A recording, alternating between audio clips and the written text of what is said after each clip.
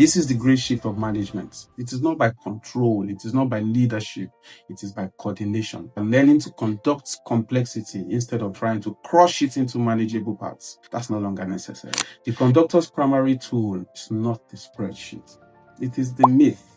The myth is the score, the foundational story, the purpose, the single reason why everybody in that organization must align. Take, for example, Don Jazzy, who has been the most enduring architect of the Nigerian pop culture, if I do say so myself. And in an industry where a lot of one-hit wonders, a lot of short-time players, he has built at least two consistent separate empires, the Mohits and the Maven. The old model system of the label boss, if you had continued that style where he owns the masters, he suppressed the artists, that would not have worked. But Don Jazzy is a master orchestrator.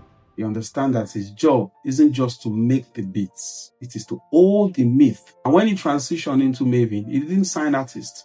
He orchestrated the supreme Maven dynasty, created a ritual space, the Maven headquarters, where the chaos of the industry is silenced for the first time in that kind of space. From the massive egos of the band to Redman to Ira Star, and aligning all of them into the single frequency, the Maven sound.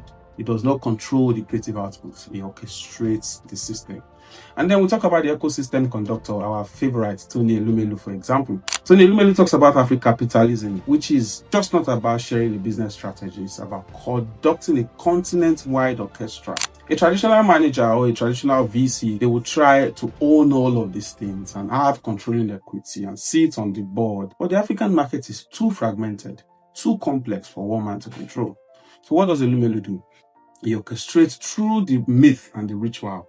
The myth is the Afro-capitalism, the one that if we all share this private sector and we all build for it, we can transform the continent. And then the ritual is the TEF program, this annual gathering where thousands of entrepreneurs, they converge and then they align with that myth. By giving away $5,000 grants, rather than hoarding all that millions to himself, he has created an army of 10,000 plus disciples across 54 countries of the continent who is preaching his gospel. He cannot manage them, but does he need to? No.